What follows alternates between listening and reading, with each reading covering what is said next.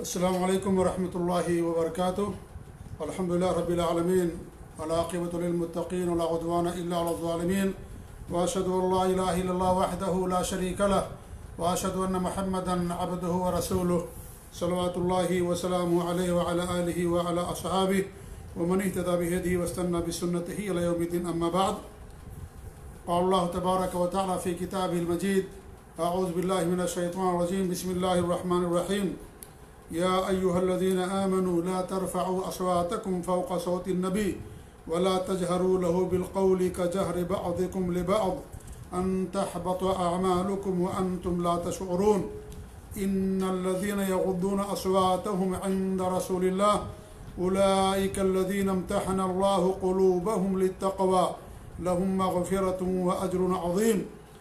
إن الذين ينادونك من وراء الحجرات اکثرهم لا يعقلون ولو انهم صبروا حتى تخرج اليهم لكان خيرا لهم والله غفور رحیم. معزز ناظرین و سامعین، گزشتہ منگل سے سورۃ الحجرات کی تفسیر کا سلسلہ شروع کیا گیا تھا، اور اس سے پہلے ایک درس ہوا جس میں سورۃ الحجرات کی پہلی آیت کی تفسیر اور شرح میں نے آپ لوگوں کے سامنے پیش کی تھی. آج جن آیتوں کی ہم نے تلاوت کی ہے، سورہ حجرات کی آیت نمبر 2 سے لے کر کے 5 تک کی آیتیں ہیں. ان آیتوں میں اللہ رب العالمین نے جو بنیادی بات ہمیں بتائی وہ یہ ہے کہ اللہ کے رسول صلی اللہ علیہ وسلم کی بے ادبی سے منع کیا ہے، اور نبی اکرم صلی اللہ علیہ وسلم کے ساتھ ادب اور احترام اور آپ کی توقیر و تعظیم کرنے کا حکم دیا ہے. آئیے ان ایک ایک آیت کا ترجمہ اور اس کی تفسیر آپ کے سامنے رکھتے ہیں. دوسری آیت اس سورہ حجرات کی اور اس درس کی پہلی آیت، اللہ تعالیٰ کے ارشاد: اعوذ باللہ من الشیطان الرجیم، بسم اللہ الرحمن الرحیم. یا ایھا الذین آمنوا لا ترفعوا اصواتکم فوق صوت النبی.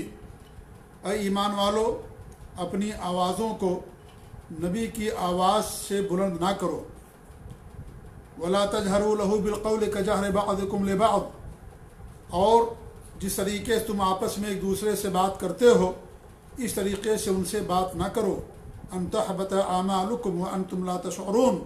ہو سکتا ہے تمہارے اعمال برباد کر دیے جائیں، اکارت ہو جائیں اور تمہیں شعور ہی نہ ہو. اس آیت کریمہ میں اللہ رب العالمین نے نبی اکرم صلی اللہ علیہ وسلم کے ساتھ ادب کے ساتھ پیش آنے کا حکم دیا ہے، اور چند باتیں ہمیں اس کے تعلق سے بتائی ہیں. پہلا ادب تو یہ بتایا ہے کہ جب لوگ آپ کے ساتھ موجود ہوں اور وہ لوگ آپس میں جب بات کریں، گفتگو کریں، تو ان کی آواز نبی کی آواز سے بلند نہیں ہونی چاہیے.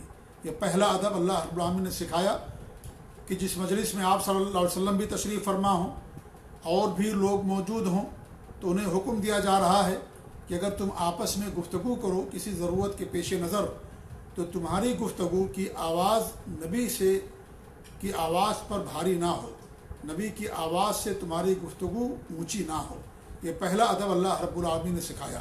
اور دوسرا ادب یہ سکھایا کہ جب تم نبی سے کلام کرو تو آوازوں کو پست رکھو اور سکون اور وقار کے ساتھ، اطمینان کے ساتھ بات کرو. جس طریقے سے انسان کسی بڑے انسان سے بات کرتا ہے، کسی بزرگ شخصیت سے، تو اس کا ادب اور احترام کرتا ہے اور اس کے سامنے اپنی آوازوں کو پست رکھتا ہے، تو اس طریقے سے سکون کے ساتھ، اطمینان کے ساتھ بات کرو، وقار سے بات کرو اور اپنی آوازوں کو پست رکھو. یہ دوسرا ادب اللہ رب العالمین نے اس آیت کریمہ کے ذریعے سے سکھایا. تیسری بات ادب کے اندر یہ بھی شامل ہے کہ جب اللہ کے رسول صلی اللہ علیہ وسلم سے گفتگو کی جائے تو آپ کا نام لینے کے بجائے یا نبی اللہ یا رسول اللہ کہا جائے. یعنی آپ کا نام لے کر کے نہ پکارا جائے. یہ نہ کہا جائے یا محمد یا احمد، یہ کہہ کر کے نہ پکارا جائے. اللہ رب العالمین نے بھی ہمارے نبی کو جب پکارا تو یا ایھا النبی کہہ کر کے پکارا، یا ایھا الرسول کہہ کر کے پکارا. لہذا جب اللہ رب العالمین اپنے نبی کی اتنی تعظیم کرتا ہے اور اپنے نبی کا اتنا خیال رکھتا ہے، تو اس نبی کے ماننے والوں کو بھی چاہیے کہ جب نبی سے بات کریں، نبی کو پکاریں تو ان کا نام لے کر کے نہ پکاریں، بلکہ یا رسول اللہ یا نبی اللہ کہہ کر کے پکاریں۔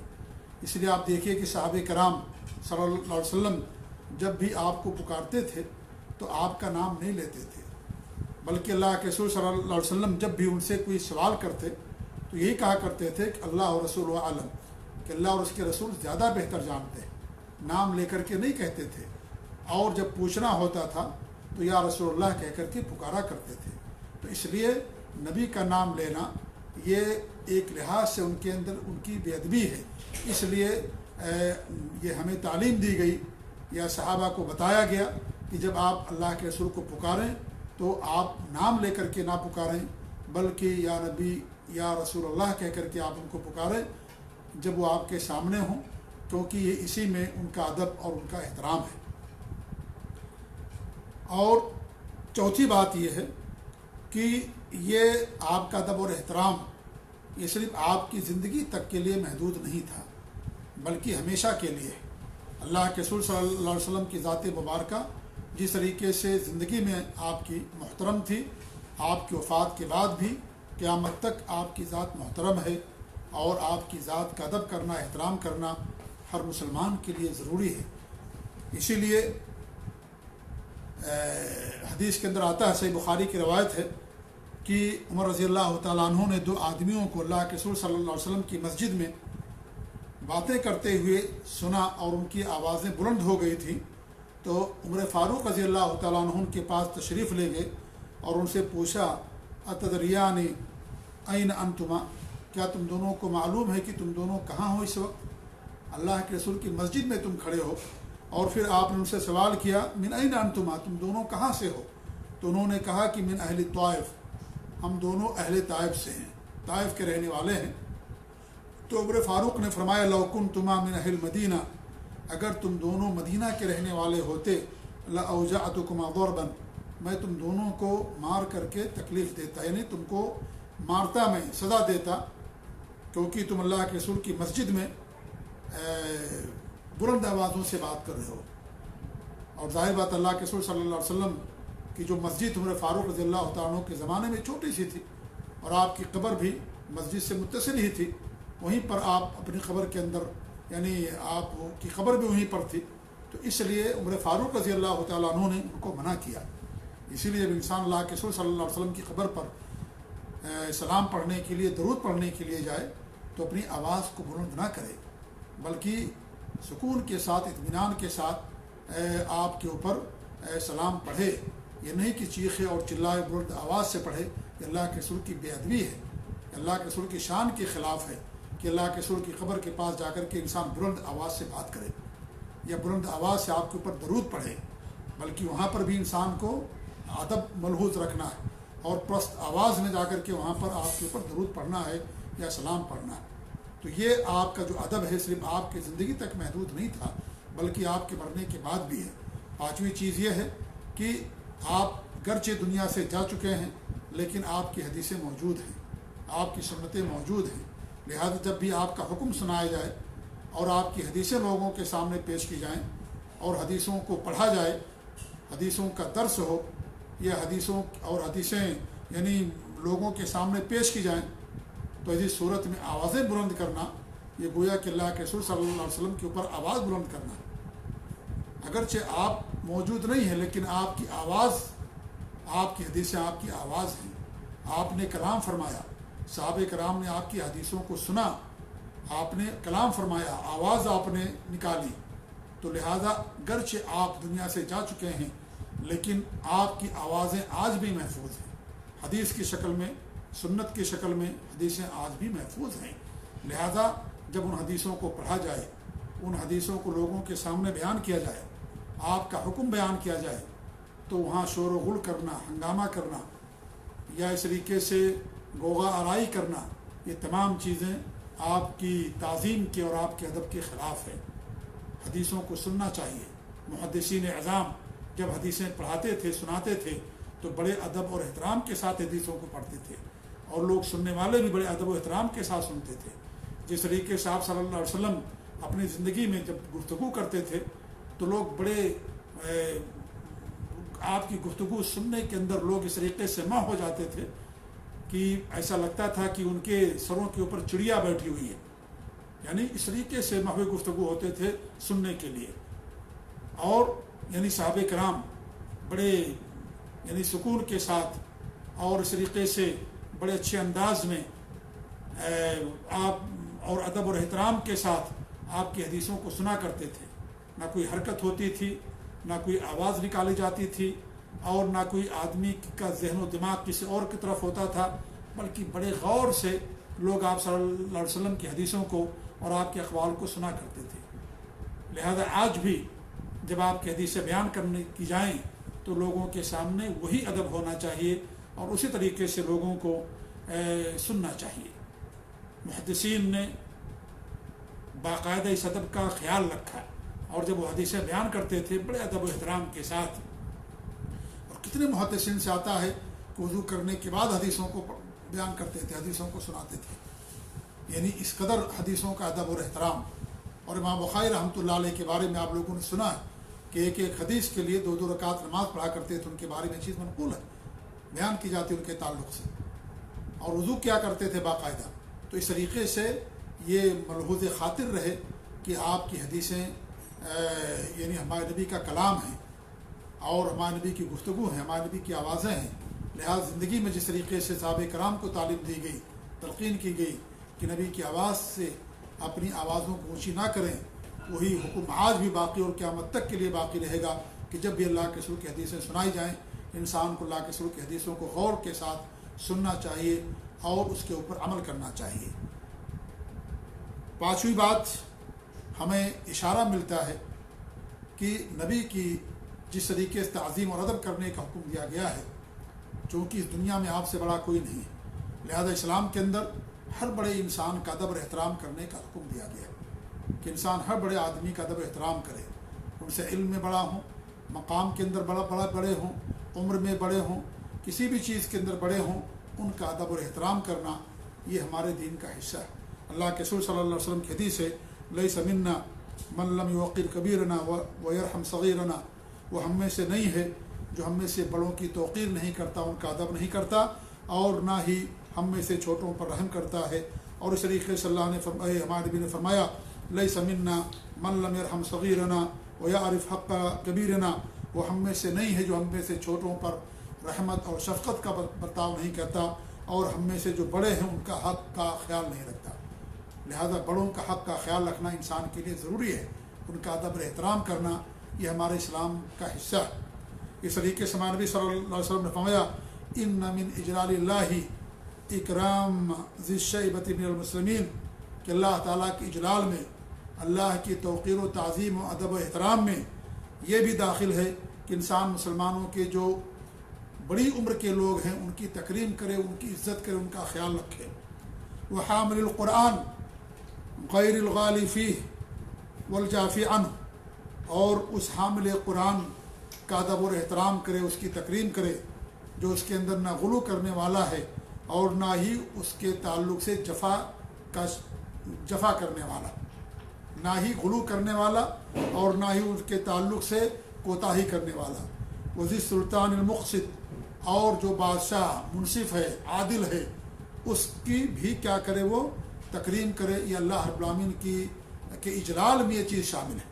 تو ہمارے نبی صلی اللہ علیہ وسلم نے ہر بڑے کا ادب احترام کرنے کا حکم دیا، علماء کا ادب احترام کرنے کا، صاحب قرآن کا ادب احترام کرنے کا حکم دیا، اور جو بادشاہ ہوتا ہے اس کے ادب اور احترام کرنے کا حکم دیا ہے. یہ بہت ضروری ہے ہمارے لیے. یہاں پر ایک بات ہمارے نبی نے فرمائی، جو قرآن کو اٹھانے والے یا قرآن یاد رکھنے والے اور نہ غلو کرنے والے اور نہ ہی کوتاہی کرنے والے. کیا اس کا مطلب ہے؟ غلو کرنے کا مطلب یہ ہے کہ جنہوں نے قرآن کے بارے میں غلو سے کام لیا، غلط معنی سمجھا، اور اس طریقے سے وہ معنی مراد لیا قرآن آیات کا جو سلف صالحین نہیں لیا، بلکہ غلو، تشدد اور سختی سے کام لیا، تو اسی صورت میں یہ یعنی اس سے منع کیا گیا ہے. کیونکہ قرآن کو ہمیں حدیث اور صحابہ کرام کے فہم کے مطابق سمجھنا. اور جنہوں نے قرآن کریم کی آیتوں میں غلو کیا، تشدد سے کام لیا، وہ راستے سے بھٹک گئے، وسطیت اور اعتدال کے راستے سے انہوں نے چھوڑ دیا، اور اس طریقے سے انہوں نے خوارج کی راہ کو اپنا لیا اور انہوں نے مسلمانوں کو کافر قرار دیا، بڑے گناہ کرنے والوں کو کافر سمجھا، مسلمانوں کو خون کو حلال سمجھا، ان کا قتل عام کیا۔ اس وجہ سے ہوا کیونکہ انہوں نے قرآن کے معنی کے سمجھنے میں غلو سے کام لیا اور اس طریقے سے مسلمانوں کی اہمیت نہیں سمجھی۔ تو یہ قرآن کریم کے اندر غلو ہے۔ آپ جانتے ہیں کہ جو خوارج تھے قرآن کریم کی ایک آیت کا غلط معنی سمجھا، غلط معنی بیان کیا اور اس کی وجہ سے وہ الگ ہو گئے۔ خوارج جنہوں نے بعد میں صحابہ کرام کا قتل عام شروع کیا، مسلمانوں کو قتل عام کیا اور دہشت گردی کی دنیا کے اندر مسلمانوں کو کافر قرار دیا اور حکمرانوں کو کافر قرار دیا اور اس طریقے سے یعنی مسلمانوں کے خون کو انہوں نے حلال سمجھا، صرف ایک آیت کو غلط معنی سمجھنے کی وجہ سے۔ ان الحکم الا للہ، اس آیت کا غلط معنی انہوں نے سمجھا، چھوٹی سی مختصر آیت، اس آیت کا غلط معنی سمجھنے کی بنا پر راہ راست سے نکل گئے وہ لوگ۔ تو جو قرآن کریم کو پورا غلط سمجھے اس کا حکم کیا ہوگا؟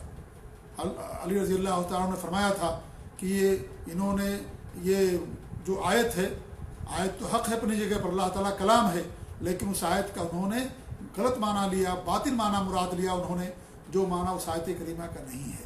تو ایک آیت کے معنی میں انہوں نے غلطی کی اور غلو سے کام لیا اور اس طریقے سے راہ راست سے نکل گئے اور پھر مسلمانوں کا قتل عام شروع کر دیا۔ صحابہ کا قتل کرتے تھے، عورتوں کو قتل کرتے تھے، بچوں کو قتل کیا کرتے تھے۔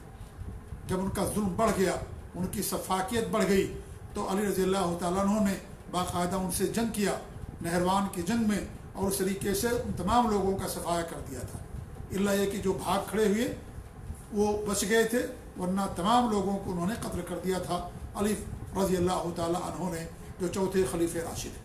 تو اس طریقے سے انہوں نے قرآن کے سمجھنے میں غلو سے کام لیا، غلو کیا قرآن کو سمجھنے میں، تو غلو کرنا حرام ہے۔ اور جافی کا مطلب یہ ہے کہ کوتاہی کرنا، کوتاہی ہے کہ قرآن کی آیتوں پر عمل نہ کرنا، قرآن کی آیتوں پر عمل نہ کرنا، اس کا حق ادا نہ کرنا، یہ قرآن کے اندر کوتاہی ہے۔ قرآن کی تلاوت نہ کرنا، قرآن پر عمل نہ کرنا، قرآن کے بارے میں غور و فکر نہ کرنا، قرآن کو ہدایت کے لیے نہ پڑھنا، قرآن کے اوپر عمل نہ کرنا، یہ ساری چیزیں کیا ہے؟ قرآن سے کے بارے میں جفا کی صورتیں ہیں، جو آج بہت سارے مسلمان اس بات کا شکار ہیں۔ تو دونوں چیزوں شریعت کے اندر بنا کیا گیا ہے۔ قرآن کا حق ہمارے اوپر، قرآن کی تلاوت کریں، اس کو سمجھیں، تدبر و تفکر کریں اور ہدایت کے لیے اس کو پڑھیں، اور سب سے بڑا مقصد قرآن کے نزول کا یہ ہے کہ انسان اس کے اوپر عمل پیرا۔ تو یہ حدیث کے اندر ہر بڑے کا، صاحب علم کا، بادشاہ کا، بڑی عمر کا، سب کا ادب اور احترام کرنے کا حکم دیا گیا ہے۔ تو یہ بہت ضروری ہے۔ اللہ کے رسول کی حدیث لیس منا من لم یجل کبیرنا ویرحم صغیرنا ویعرف لعالمنا حقہ، ہم میں سے نہیں ہے جو ہم میں سے بڑے کا اجلال نہ کرے، ادب نہ کرے، چھوٹے پر رحم نہ کرے اور ہمارے عالم کا حق کا خیال نہ رکھے، نہ پہچانے۔ علماء کا احترام دین کا ادب احترام ہے، شریعت کا ادب اور احترام۔ اس لیے جو اہل حق علماء ہیں ان کا ہمارے پر بہت بڑا حق ہے، ان کی غیبت کرنا، ان کی چغلخوری کرنا اور ان کے بارے میں ان پر الزام لگانا، تہمتیں لگانا، یہ کسی بھی صورت میں انسان کے لیے جائز نہیں ہے۔ ان کی بے ادبی دین کی بے ادبی ہے، شریعت کی بے ادبی۔ تو اللہ کے رسول صلی اللہ علیہ وسلم کی کے ساتھ جو ادب کے ساتھ پیش آنے کا حکم دیا گیا ہے، اس میں اس بات کی طرف گویا کہ اشارہ موجود ہے کہ جو بھی دین سکھانے والے ہیں، جو بڑے لوگ ہیں اور جو عمر میں یا علم میں کسی بھی چیز میں بڑے ہیں، ان سب کا ادب احترام کرنا یہ بہت ضروری ہے، اور انسان کو اس ادب کو ہمیشہ ملحوظ خاطر رکھنا چاہیے۔ اور میں نے بتایا کہ آپ کا یہ ادب، اللہ کے رسول صلی اللہ علیہ وسلم کا ادب، یہ ہمیشہ کے لیے، یہ نہیں کہ آپ کی زندگی ہی کے تعلق سے تھا، یہ نہیں، بلکہ آپ کے بعد بھی یہ ادب باقی ہے اور قیامت تک یہ ادب باقی رہے گا۔ اللہ فرماتا ہے کہ فلا وربک لا یؤمنون حتی یحکموک فیما شجر بینہم ثم لا یجدوا فی انفسہم حرجا مما قضیت ویسلموا تسلیما۔ تیرے رب کی قسم، مومن نہیں ہو سکتے جب تک کہ تجھے اپنے تمام اختلافی امور کے اندر حکم نہ بنا لے، اور جو آپ فیصلہ کریں اس فیصلے کو تسلیم نہ کر لیں، سر تسلیم، اور اپنے دل کے اندر کسی بھی طرح کی تنگی محسوس نہ کریں، اور آپ کے فیصلے کے سامنے اپنا سر تسلیم خم کر دیں۔ جب تک یہ صفت پیدا نہیں ہوگی، اللہ رب العالمین نے قسم کھایا کہ مومن نہیں ہو سکتے۔ آپ صلی اللہ علیہ وسلم زندہ تھے، لوگ آپ کے پاس فیصلے لینے کے لیے آتے تھے، آپ فیصلے کرتے تھے۔ جب آپ دنیا سے وفات پا چکے، آپ کے فیصلے حدیث کی شکل میں موجود ہیں، ان فیصلوں کو ماننا، ان کے اوپر عمل کرنا، وہ ساری آپ کے احکام ہیں، آپ کے فیصلے ہیں۔ لہذا جو انسان ان فیصلوں کو ماننے سے کترائے، گریز کرے، دل میں تنگی ہو اور اپنی بات کو اللہ کے رسول کے فیصلوں پر، حدیثوں پر فوقیت دے، مقدم رکھے، وہ اللہ کے رسول کا ادب نہیں کرتا ہے۔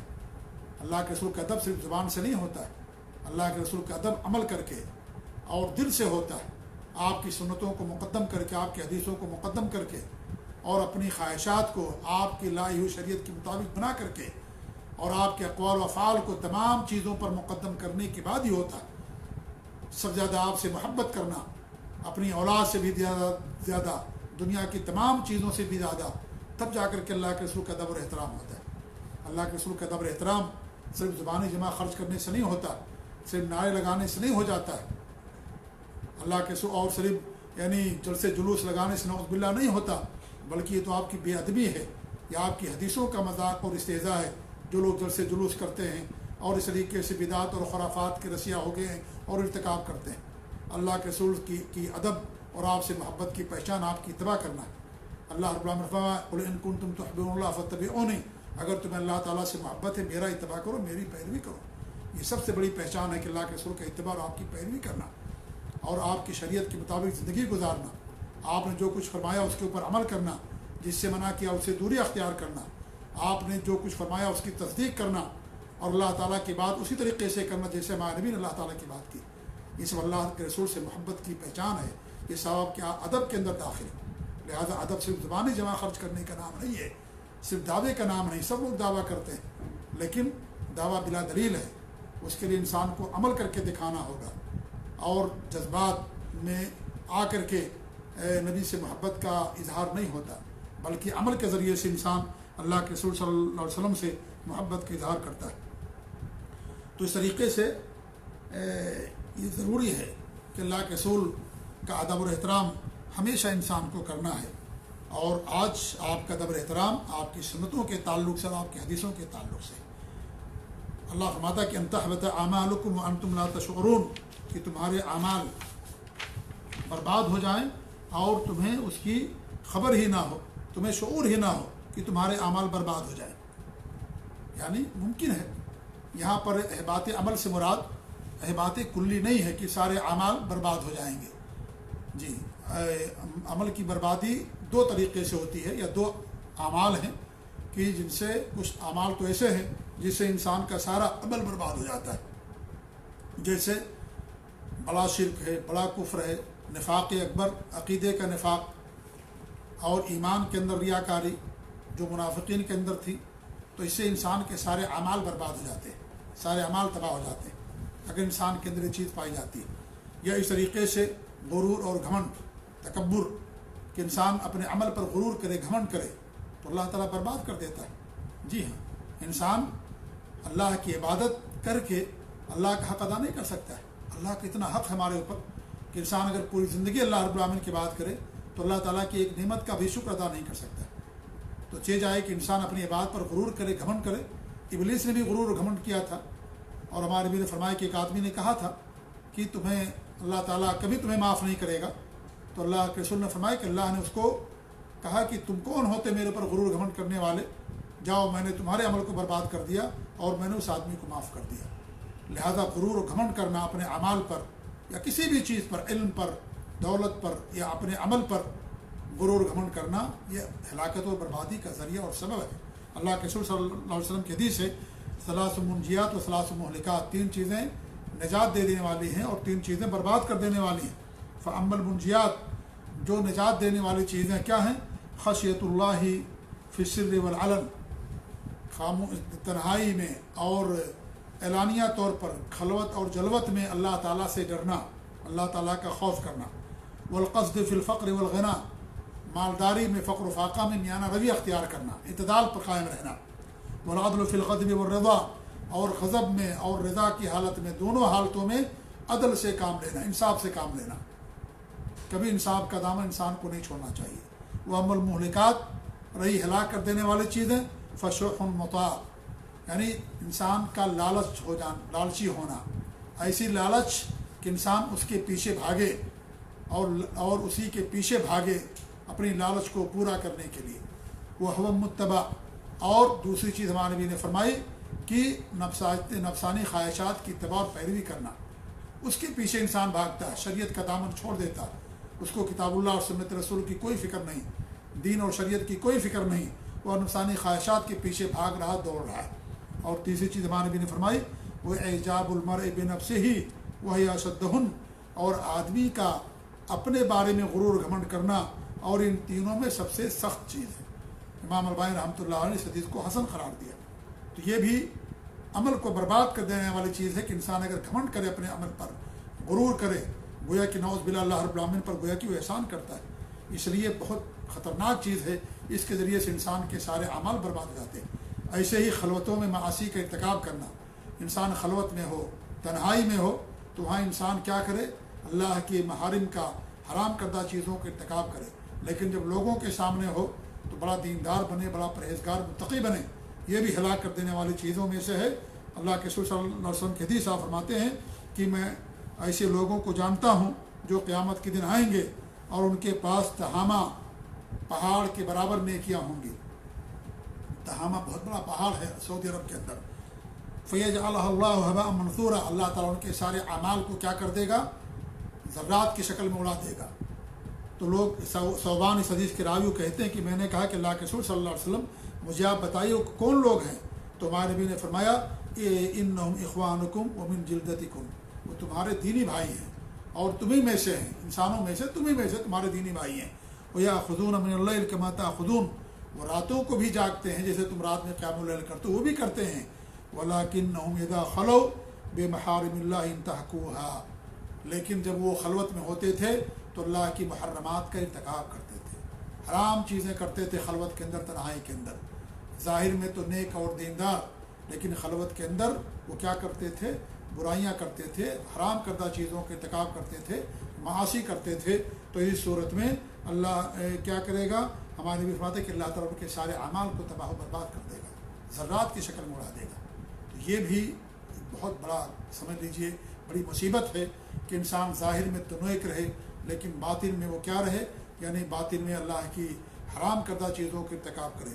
اس لیے ہمارے سلف کہا کرتے تھے ایاک ان تکون عدوا لابلیس فی العلانیہ وصدیقا لہ فی السر، اس بات سے تم بچو کہ تم ظاہری طور پر تو ابلیس کا دشمن بنو لیکن اندر سے تم اس کا دوست رہو، سر میں، خلوت میں، تنہائی میں اس کے دوست رہو، اور اعلانیہ طور پر ظاہر میں تم اس کے دشمن بن کر کے رہو، اس سے تم بچو۔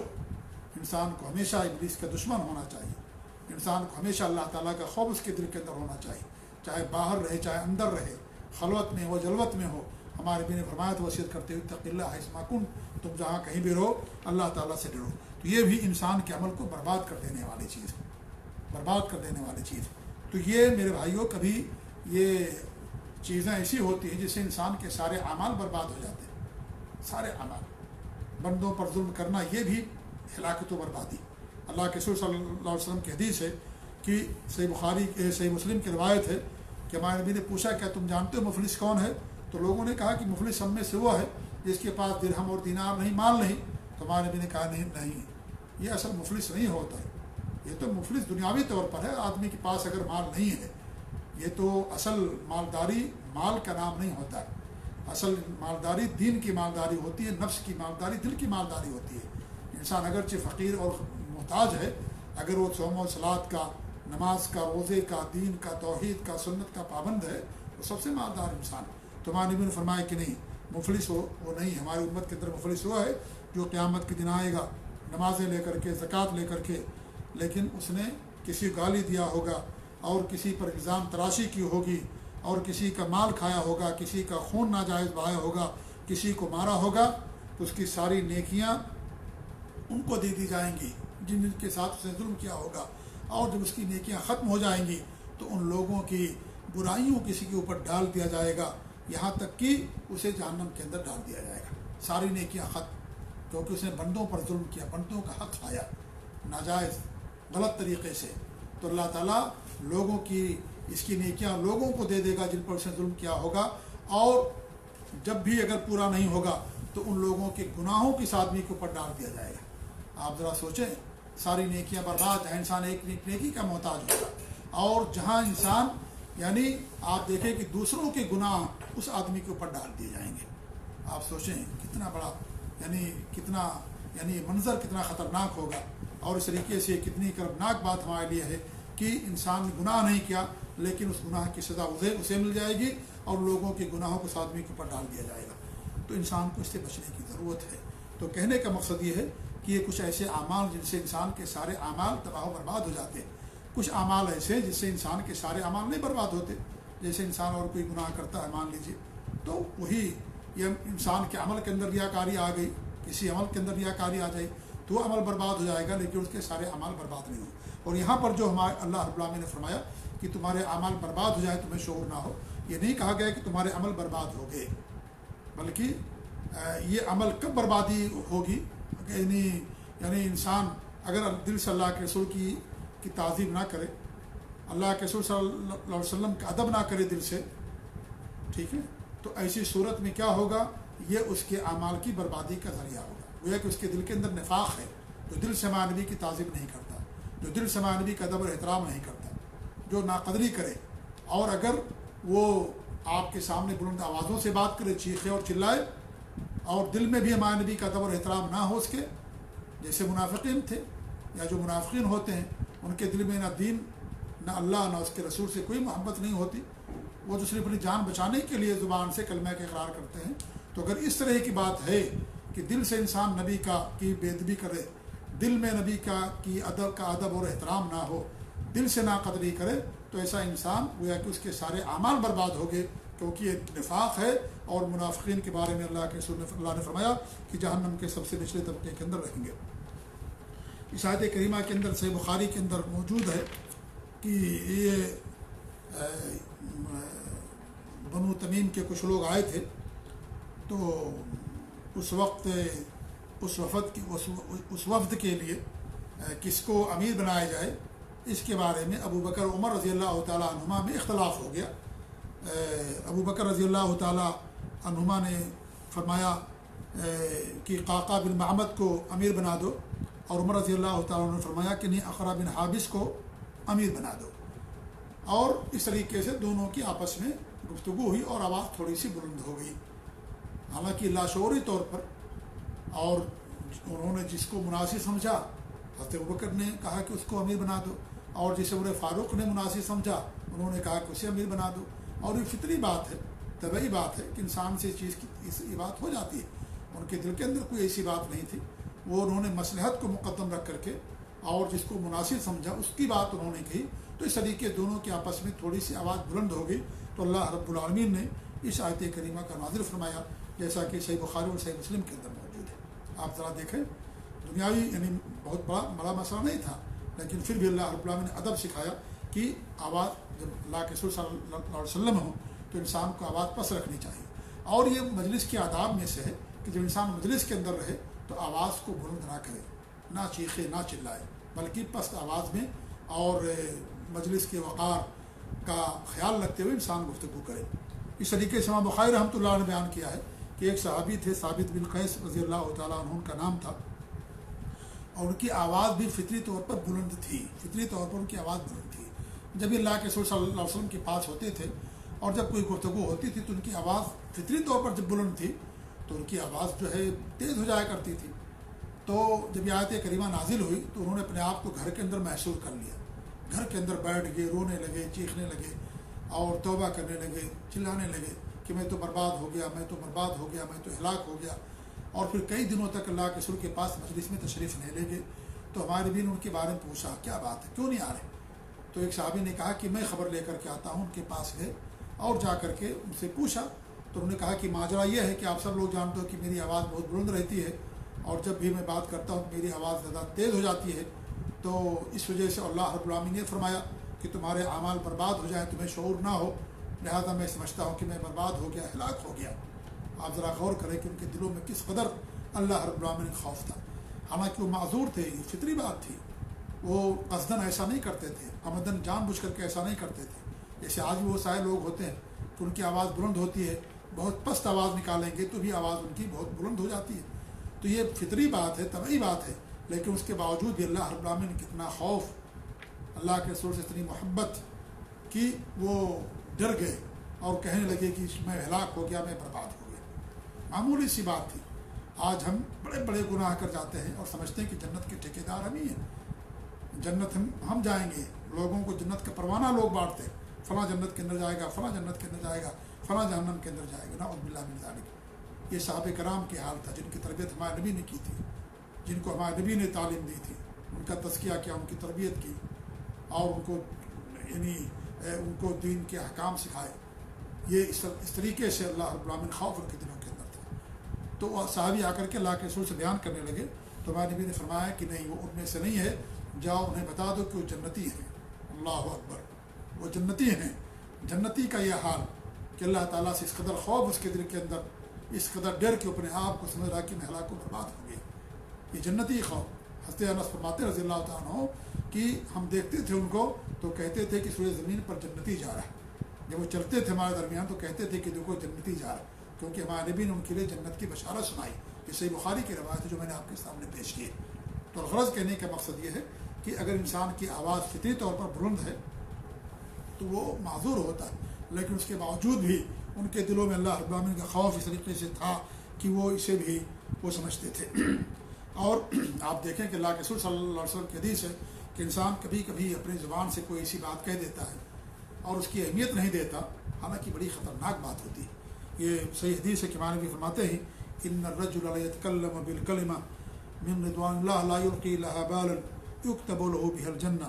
کہ انسان اللہ تعالیٰ کی رضامندی کی کوئی بات کرتا ہے، کوئی معمولی سی گفتگو، معمولی بات، اور اس کی کوئی اہمیت نہیں دیتا تو اللہ رب العالمین اس کلمے کے ذریعے سے، اس گفتگو کے ذریعے سے اس کے لیے جنت لکھ دیتا ہے.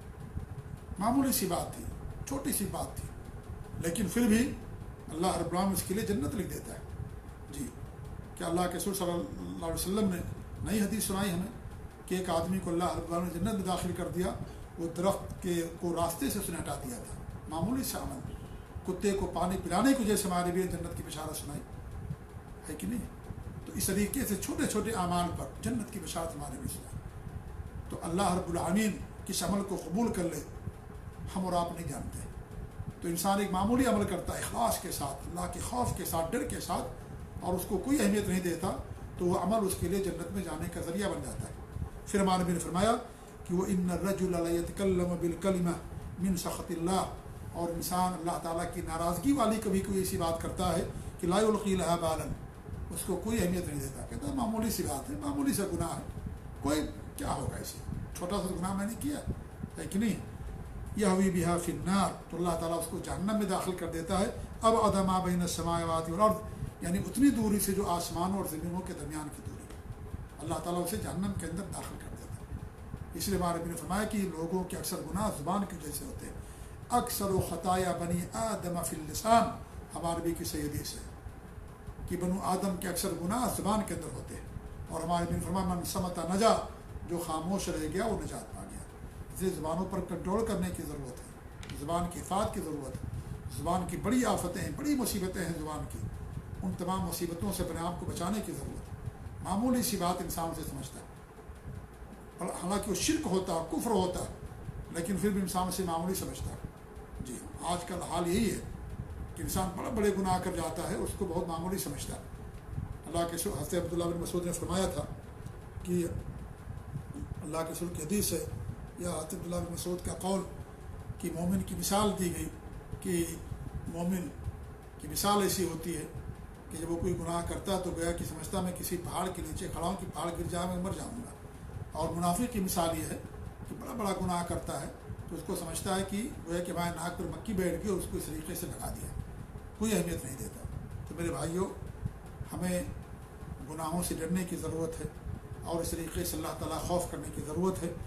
تو یہ چند باتیں تھیں اس آیت کریمہ کے حوالے سے، اور میں سمجھتا ہوں کہ تقریباً ٹائم 40 منٹ کا ہو گیا ہے اور ابھی 2 آیتیں تقریباً باقی ہیں.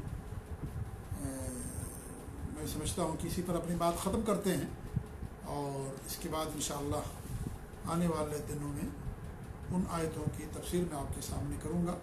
اللہ تعالی ہم سب کو اپنے نبی کی سنتوں پر عمل کرنے کی توفیق دے۔